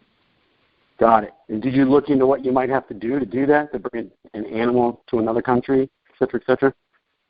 She just has to be a service dog. Wait, she just has to be a service dog? Yeah, no big deal. Yeah, so you get the pug chihuahua service dog at customs. You're answering questions. It's wearing the vest. Or are you going to pretend to be blind then going in, or deaf, or what kind of service does she do? I'm very scared to fly. I have panic attacks on flights. Like I go to sleep on planes and I dream they're crashing every time. Oh my goodness! Right. And anytime a plane like moves, I start thinking I'm going to die. So I think having her there would be helpful, and then we can both think we're going to die together. So it's perfect. That's why I don't fly. Concentrated panic. She's always because there's chihuahuas. They're not at all like nervous or. Yeah, we're going to shake together. So I think. No, you got to get Jenny, you got to get a vest made. You're making enough money right now. You got a pretty big role in a decent movie. There's probably at least $70 for the vest and get it embroidered to have that little. You got to put that on our Instagram. That she's a service dog. This is what that bad Santa money is going to be buying. An embroidered vest, obviously, because you told me. There you go. To the musical Hamilton in New York City. Love it. And then all my bills. So it will cover all my bills. Good. And I'll be left with nothing. But I will be debt-free, kind of, because I still have to pay off all my student debt. But it's fine.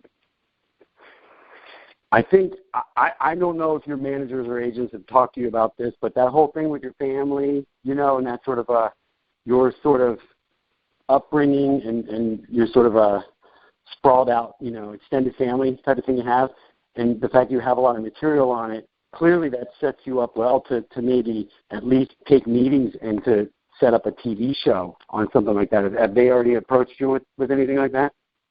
I'm waiting for the development deals to come in. But people really want, movies that don't have me in them or TV shows. I don't know. Oh, I didn't say you were going to. Yeah, you're going to play the. What? You're going to. Yes, I like the idea that you do sell a TV show around your family, but then the network says we want you to play the best friend. You're going to play your best friend. Yeah. We're going to pick someone prettier and skinnier than you. But don't worry, we're still going to be authentic to who you are. We're going to give her an anxiety disorder. So there you go. Have fun. Like, that's what's going to happen. Yeah. It's fine. You know what? I'm like, right now, I actually have a pilot and a half I'm working on. So I have one done, and then I have another one I'm working on about when I used to do colonial reenacting. Okay. Well, first of all, let's go to the colonial reenacting. was this up in the Boston area or? Yeah. Okay. And so was it Boston proper, like in the Paul Revere area thing, or were you like at like oh, right, because the other one, the whole thing at Plymouth is not colonial. That's like more pilgrim reenacting down there at Plymouth. That wouldn't be colonial. So it's still colonial. I mean, it's a time when they were being colonized. Oh yeah, I guess you're right. Were they? I guess they would be considered a colony. I thought there would be a settlement at that point, but yeah. I think at that point, maybe it would just be a settlement, but there. I mean, at that time there was still there was when they came from in 1630s, you already had Plymouth, and you already had Virginia, so you already had settlements and colonies. So I would think, I don't know, it just depends on what area you want to live in. If you want to be like true to it, the conquistadors came to North America way before the English ever did. Yeah. They came in through Mexico and went up. And how about those? Just the Mexicans in general were here a lot. And the aliens? Come on. Yeah, we've kicked everyone out. What? I like the aliens. The alien settlement of whatever year that would be. That would be kind of funny. That there's like when you talk about a reenactment, it's alien. It's people doing alien reenactments of when they were here 10,000 years ago or something like that. Yeah, exactly. So as a reenactor, were you paid, or was it like a volunteer thing? I was paid. You were paid. And did you work in like the candle making department reenacting part where you walk in and it's like, this is how bread was made, or what was your thing? I was a tour guide, so I would give the tours of the Freedom Trail and be like, here is where Paul Revere lives and died, and his kids are somewhere nearby, and there's John Hancock's grave, and Party Central. I don't know. That's what I would do. I miss it. I love it. That's something I'm trying to work on to make something. Because there's always interesting characters that worked there. Was like, I can imagine. It's a very fertile word. It is.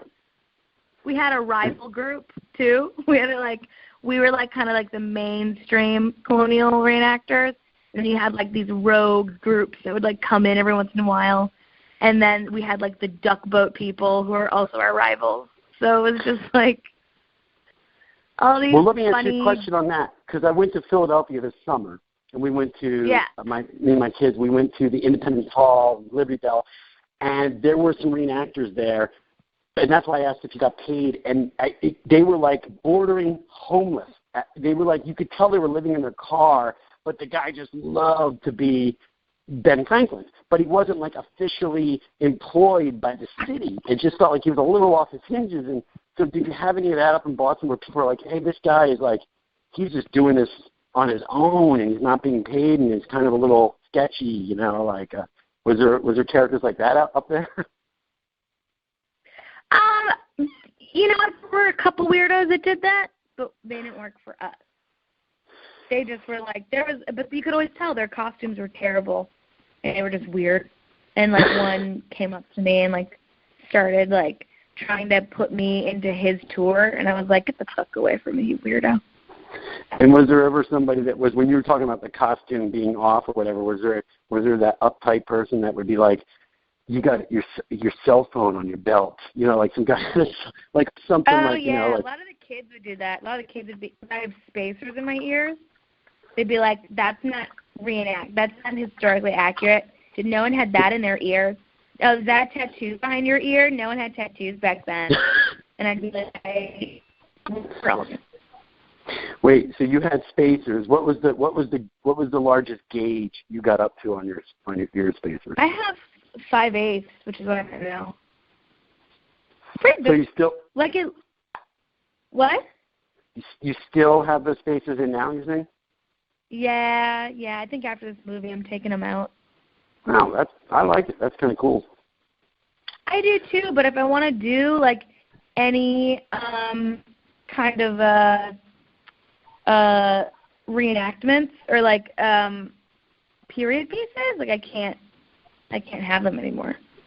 Right. Or you have to cover your ears, but they always had their hair up and stuff like that, right? So yeah, it's like hundreds of dollars on a prosthetic to cover my ears.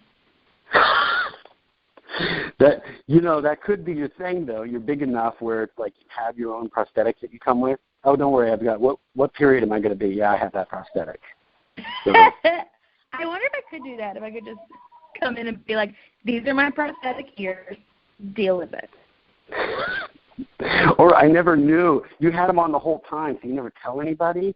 And then no, usually they forget. Like when for this movie, we were doing makeup tests, and then they were like, "Wait, what's that in your ears?" And I was like, "Oh, it's my gauges." And they're like, "Oh, I didn't know you had those."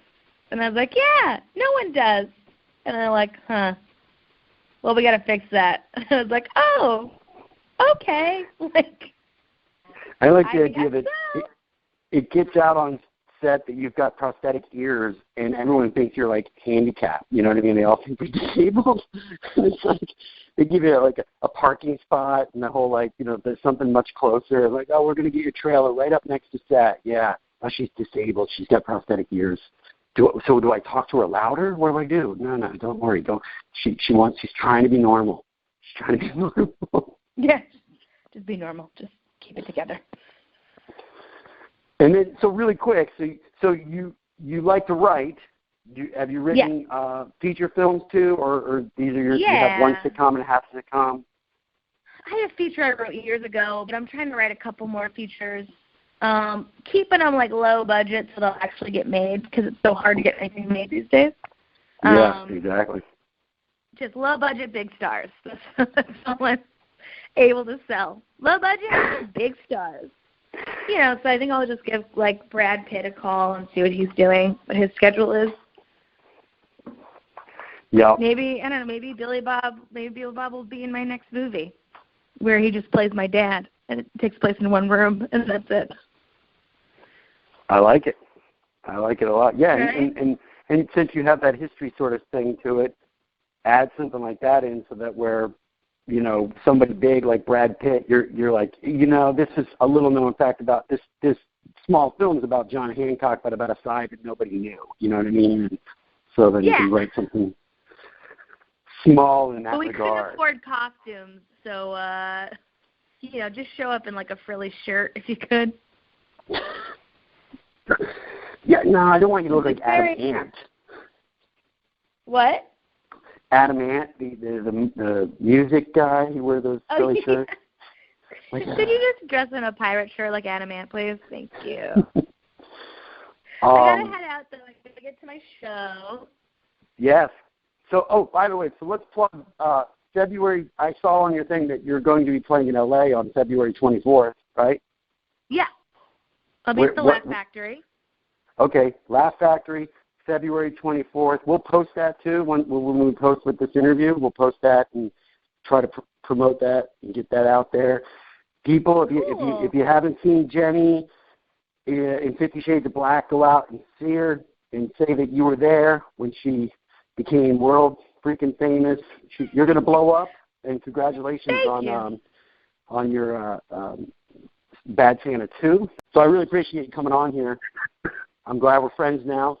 I'll see you out in L.A. when I don't live out there. I'm in L.A. Let me know. You got my info, boo. Thank you. Good luck on the podcast. Right. It's going to be great. It is great. Everything. Yeah. All right. Chat later. Thank you so much for being a guest. Later. Thank you, Jake. Talk to you soon. Bye. Welcome back. That was an amazing interview, especially for Dave Sheridan's first time. If you want to follow Jenny Zigrino and keep up with everything that she's doing nowadays, make sure you give her a follow on Twitter at JennyZisNice. Now, normally around this time, we're usually about an hour and a half long podcast. We are going to run long today. Up next is going to be the Walking Dead Wrap-Up, and Dave Sheridan is actually going to join us on this segment from here on out. So without any further delay, here's this week's edition of the Walking Dead Wrap-Up.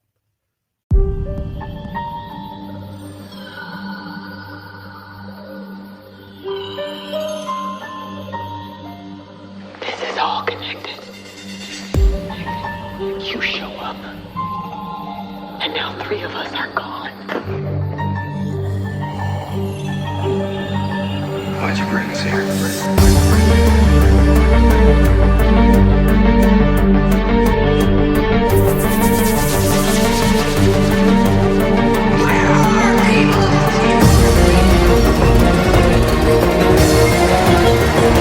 This was the thing that took the whole county.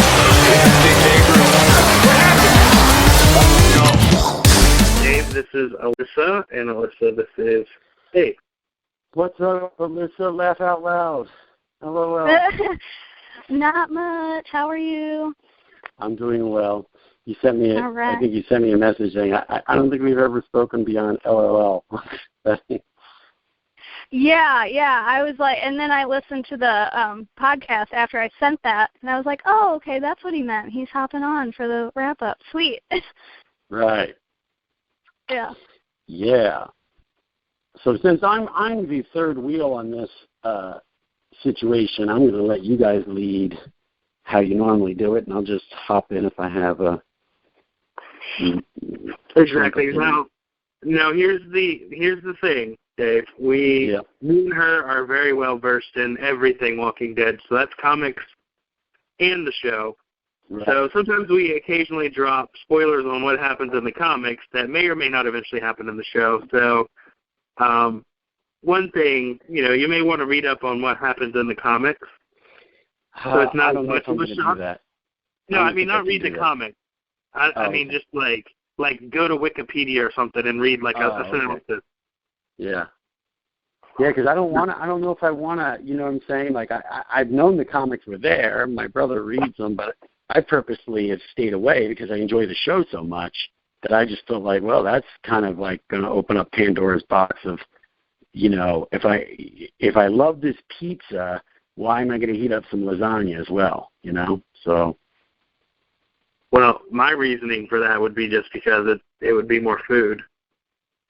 Yeah, exactly. That's Creech's. That's how I'm this side now. Right. Funny.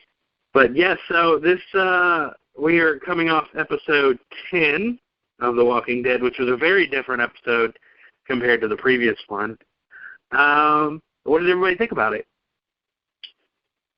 It was a lot different.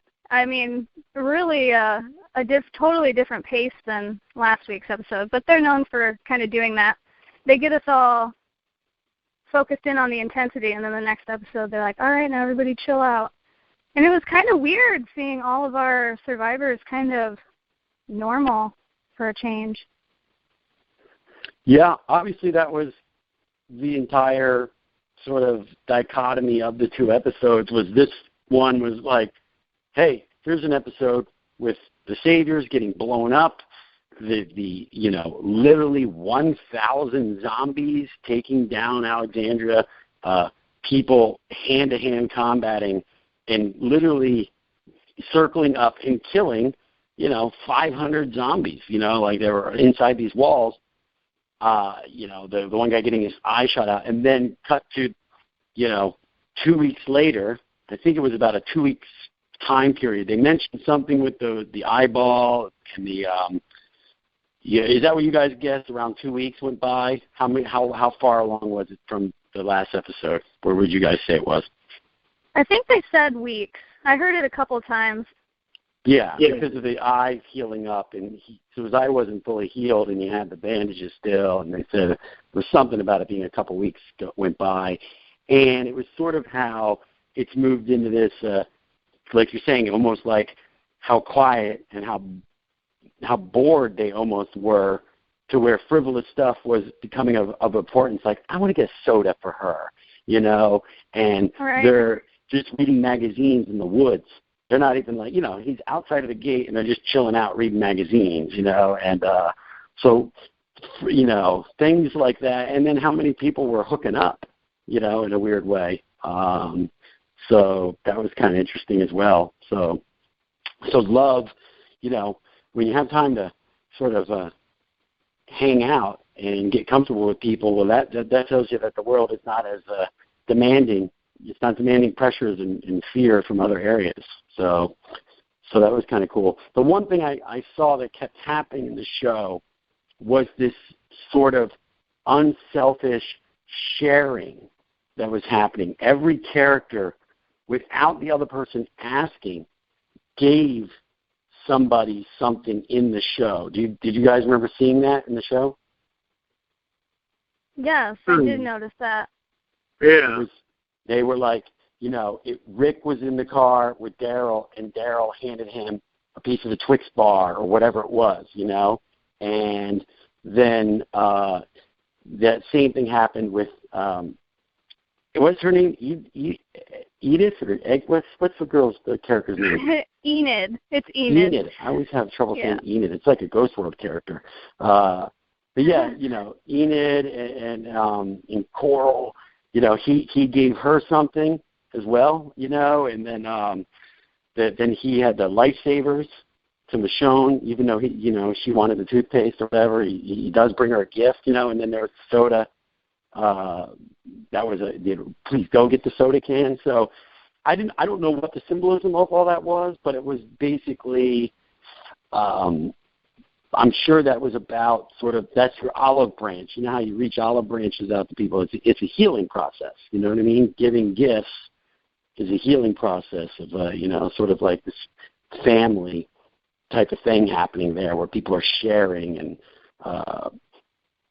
I would say it's probably meant to be just like, it's kind of funny that Valentine's Day just passed. So, you give someone a Valentine's, you give somebody candy, or you give somebody roses or whatever, but you're really giving them affection. You're handing over your affection to them. That's just a symbolic thing of, hey, you have my heart. And so that's kind of what was happening there is Daryl's giving him this candy, and Coral's giving her candy, and then he gives candy, the lifesavers to Michonne, and then, the doctor, what's the doctor's character's name?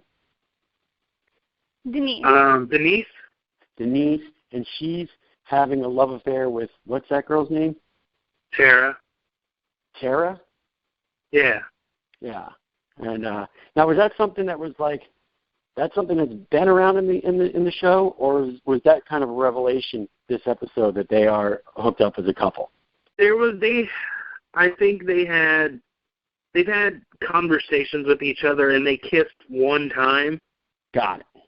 But it's like they barely touch on it in the show. Like, honestly, it's like you kind of forget about it until they have like a little scene, and then you're like, oh yeah. Right. That one was pretty overt though, this episode, because she said, oh, she talked in her sleep about soda. You know what I mean? So it's like clearly they're in bed together. So yeah. So anyway, that was an interesting. I'm trying to think of the other places where people gave somebody something, and what that might have meant. But I think it was more like just kind of that unspoken thing of like when you're with a family, how you know what I mean when you're in a relationship of any kind, how there's that unspokenness that you develop over time. You know what I'm saying? That so that was probably just showing how tightly knit this group is getting, and how sort of comfortable with each other, and how comfortable inside Alexandria now it's become after just 2 weeks. So. Well, yeah, and then Spencer and Carl kind of shared a similar experience with their mothers. I mean, Carl did give Spencer that final closure with Deanna. So, yeah, right. That was another instance of sharing.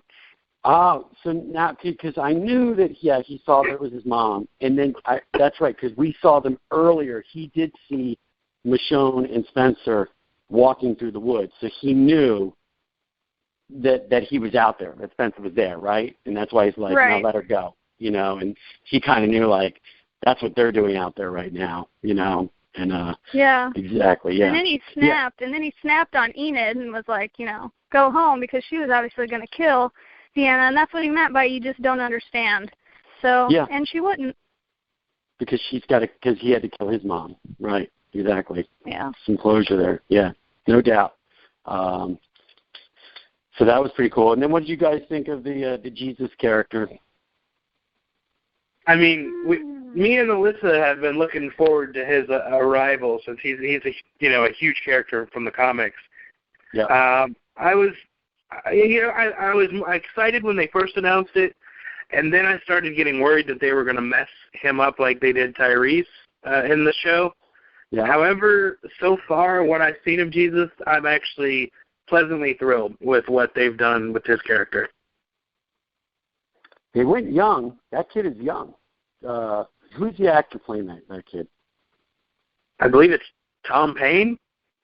Yeah, Tom Payne. Yeah, he's a very, he's kind of a heartthrob in real life, right? He's like, that guy's a leading actor in movies, and he's a heartthrob. He's got those beautiful eyes, and so they went young because I knew that character too, and I obviously as an actor myself, I'm like, God, I would love to read for Finnegan, and then I felt like, oh Jesus, I kind of fit that mold. I could play that character too. But they definitely, I was thinking about it today, going they went way young with him because that kid is probably 28, 27. So obviously the beard makes him look a little older, but I think this fake beard threw me off a little bit because it's really rare that they have people with the fake facial hair, on the show. Rick, no doubt, grew a real beard, but I think there was a period where he did have a fake beard as well, but that was just for shooting purposes because he, as an actor, probably went and shot something and he had to shave the beard, Well, yeah, what had happened was he had, when he shaved off the beard in the show, he actually shaved it off for real.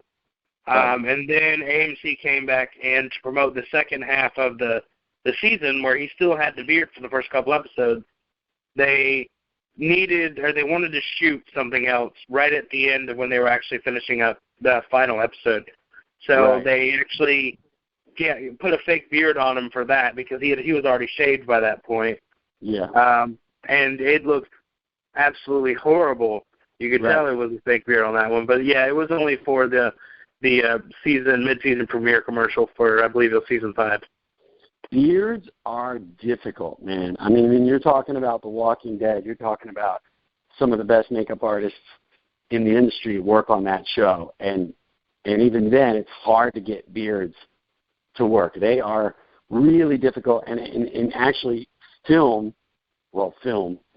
digital video becoming so detailed now. You know what I mean? So high def with these lenses and the pixel and the shooting stuff at now 8K, and I know it's downgraded to no, we're not even watching stuff at 4K really on the TV there, but regardless, it's still it's so hard to hide the details of something like that nowadays. It becomes more obvious. What the heck why is he wearing that? And that's kind of what threw me off with the Jesus character, only to be introduced. Because there was so much focus on him. So to be introduced to that character, and you've got someone like Daryl, Norman Reedus' character, that literally embodies his character so realistically with the dirt. You just get this idea that Norman doesn't go home and take a shower. You know what I'm saying? Because he just wants to be greasy and dirty and just show up. And so, and then you have the Jesus character was sort of clean, and they even mentioned that, he's clean. He's not really bullshit. He doesn't have a compound. You know what I mean? So, but the beard itself, I think they wanted to have him be a little bit more clean so that starkness of this guy not being some, wandering hobo, thief was more clear to everyone watching and more clear to Rick and Daryl. But it did hurt the idea of trying to downplay that fake beard a little bit in the hair. Does that make sense? Yes. Personally, I have no problem with Rick getting down with Michonne, except for the fact that I don't think strategically it's in his best interest. You know what I'm saying? It's sort of don't make her mad. Well, no, because everyone that he gets together with, they all get killed, right? And so it's sort of she's your best weapon. You know what I mean? That she's such a badass. It's you just cursed her. You just gave her the Rick curse. You know what I mean? Because anyone he ever hooks up with, it's your time on the show is not much longer. Because this guy, he's not a leader. He is the ultimate boob that literally leads his group always to destruction. You know what I'm saying? It's sort of like everything. I mean, like I told you, Creech, before, like the guy that has the idea to have a zombie parade at the beginning of the season. Let's have a zombie parade. You know, we'll get balloons. It'll be fun. It's like you led zombies to Alexandria, and then it's like, well, let's dress up as zombies and walk out of here. It's like you just got your family killed again, you know, his girlfriend and her two, you know, it's like, because of why? They could have just stayed inside. He's like, I think if we get the cars, Carl, put the blood on. Let's walk through these zombies. Let's hold hands. We're gonna hold hands and walk through. It's like, what do you think of this? Isn't Red Rover, Red Rover? You know what I mean? It's like, why would they walk into Yeah, well, they can't be sitting ducks, though. I wouldn't just want to stay in the house. I'd want to get as far away as humanly possible. I think I would at least stay for one day in the house to kind of get an idea. Not like as soon as it happens. It's like, I mean, literally jumped. He was only in the house 15 minutes. You know, like, we can't stay here. We gotta get the car. Well, I think that they were the plan was to stay there and wait. However, right, when Carl and Porch Dick Jr. got in that fight, it brought all the walkers in, and they were busting everything down, which wound up having to speed up plans. Got it. Well, who knows where it would have went anyway. I'm sure they would have got to the quarry, and the cars weren't there anymore. It didn't start. Exactly. You know, just like it went out and got. I mean, look at that. I mean, I think Rick is really starting to. He's got a lot more fails than he does victories under his belt at this point. I mean, somebody should do a tally, because I mean, just the candy truck, that's a fail. You know what I mean? He lost that entire food truck. You know, it's like. I think he's the only one that really has balls to take those chances, like with the quarry. Right. I mean, if he hadn't have done what he did, I mean, yeah, it's very risky, a parade of thousands of zombies, but if he hadn't found it and had that plan, all of those walkers would have been there. At least I think he pretty much got a huge chunk of them away with Daryl and Sasha, I still believe. So it could have been a lot worse. Couldn't they have just took that Winnebago and just blocked that and just started fortifying the different trucks that were blocking the zombies in, and just kind of like fortified it a little bit more, so that because wasn't that the fear that the zombies were going to tip? They were sort of perilously tipping over this truck at some point or something. It's like, this isn't going to hold. We got to figure out a plan. They're all going to get all out of there, right? Yeah, I can't recall. I'd have to watch the first episode again. I know. We're flipping over. This is what you do when you add Dave Sheridan to the pot. We don't even focus on this episode. Yes. So. Dave Sheridan wants to focus on the bigger picture. Yeah. That's okay. So this episode was really a placeholder episode. This was kind of a reset button, because the reality was the last episode, which was the first episode, coming back after the first half of the season, was really the conclusion to the first half of the season. You know, it was kind of like, obviously they had a little cliffhanger, and this was the conclusion to that story. So this was sort of a reset button, and now we're going to move in towards sort of heading towards the Saviors and heading towards Negan. At what episode do you feel like Negan will finally show up? Well, first I want to say I agree with your assessment of the episode. I do want to add that I haven't ever got this feeling with an episode before, but this one definitely was like a self-contained episode. I feel in some ways I kind of compare it to the X-Files, where there's the overarching story for each season, but then you have all of the many episodes in between that were standalone episodes. And I feel like this was like a standalone Walking Dead episode that really doesn't really affect anything that happens other than the introduction of Jesus one way or another. But I feel that Negan is going to come in, and I believe he's already listed on IMDb. And I think actually Jeffrey Dean Morgan, who plays him, has said he'll be in on the finale. You know what? Obviously, since I'm going to be on here, so you think he's going to be on the finale? I think so too, right? Huh? Yeah. You said finale, right? Finale, yes. So I got to correct myself then. So is it Negan or Negan? Negan. Negan. Negan, 100%. And we all say that because Dave, you've heard the people on the show. That's what the guy said. It's property of Negan's now, right? Yeah, and I used to actually think it was Negan myself. Like when I first read the name in the comic. I only say because my cousin is named Negan, and that's how you spell it. But we pronounce it Negan. So I was just wondering.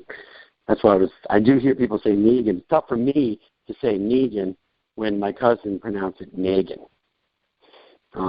So anyway, there you go. So if I slip and say Negan, I apologize. You know what I'm disappointed in with this is I wish they would have showed Carl waking up. Because if I recall, in the comics, he kind of wakes up and has a little bit of memory loss and asks where his mom is.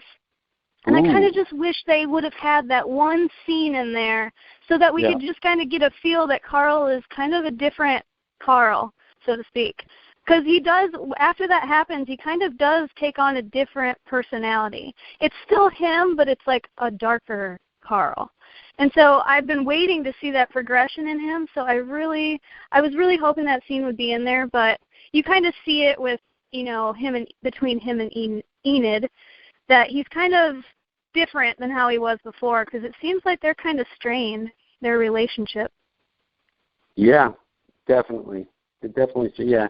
He's, does she, see, this is why I don't want to go, oh, hey, does she make it through the comic book? Is she in the comic book? So I would say, I don't know where it's going with them for sure, and I'm curious to where it's going to go with Carl. The weird thing was, I would say this, and this must have been something, they don't do anything in the show without there being a reason to show it, because time is money. And, when you first are introduced to Carl in this episode, you hear him bouncing a ball. Do you guys remember that? He's like screwing around with a tennis ball, and he's bouncing on the wall. Do you remember that? Yeah. And anyone that loses an eyeball loses their depth perception. So the last thing he'd really be doing is playing with a ball, because it'd be really hard to catch. So that was kind of weird. Unless he was just practicing to strengthen his depth perception with one eye. Maybe that's what he was trying to do there. I don't know. Now, when does Fear the Walking Dead start back up? It starts back up August 10th. August? I mean, August 10th. I'm April. sorry, April 10th. Sorry. You're killing me with August. I mean, God darn, if it was August, I'd have to watch the whole season again and try to remember. It's what's going to happen with that is it's April 10th, and then they're airing 7 episodes. Right. There's going to be a mid-season break, like Walking Dead, and then they're going to air the remaining 8, which will then lead into Walking Dead season 7. Yeah, great. That's awesome. Here's the thing. I have to go take my daughter to play practice. Her play is Charlotte's Web. She's narrator number 1, but it's a start. Aww. Okay, she's not Charlotte, but she's definitely not Wilbur anyway. I don't think she wanted to be the pig. Little girls don't want to be the pig. Fern was the role she wanted, but they gave that to like a 7th grader. So anyway, here's the situation. I'm going to bail, but I think this is enlightening for me. I actually think I don't want to read the comics because I want to be the guy asking you questions. That going, so there's that in the comic? What happens there? But all right, Alyssa, pleasure meeting you on the phone. You guys can chat more if you want. Talk behind my back. Tell me how wrong I am about everything. Exactly. You know what you guys got to do? Here's the thing. We got to get Dave Sheridan a dang role on The Walking Dead. What roles are left in that comic book that you guys see coming down the pipe that I should just kind of, start to try to chat up my other friends? So there'll probably be plenty. I can't remember the names right now, but there's plenty, I'm sure, that you would be great for. Well, if you ever think of one, or two, let me know, and then I can solicit in some weird manner. You don't have a choice. The only thing you can choose is what you're risking it for. I can make these people feel better and hang on a little bit longer. I can save lives. That's reason enough to risk mine.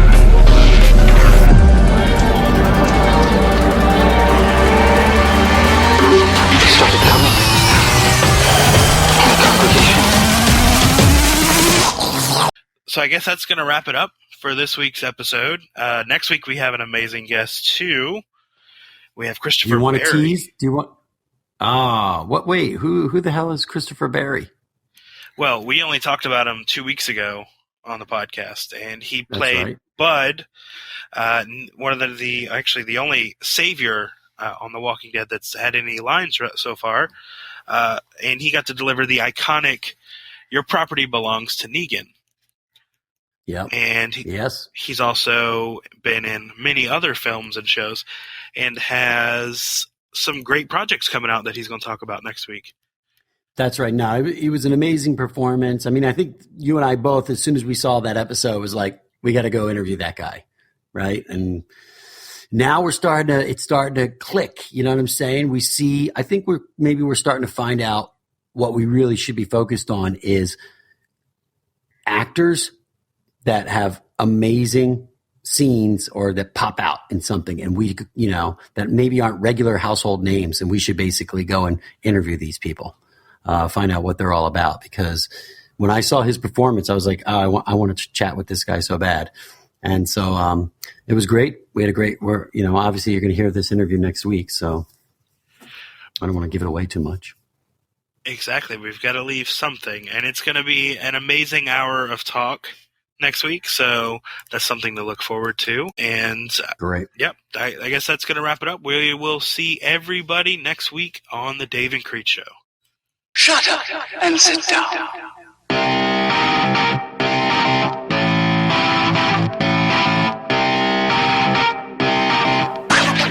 Thank you for listening to the Dave and Creech Show. The views and opinions expressed in this podcast are solely those of Dave and CJ.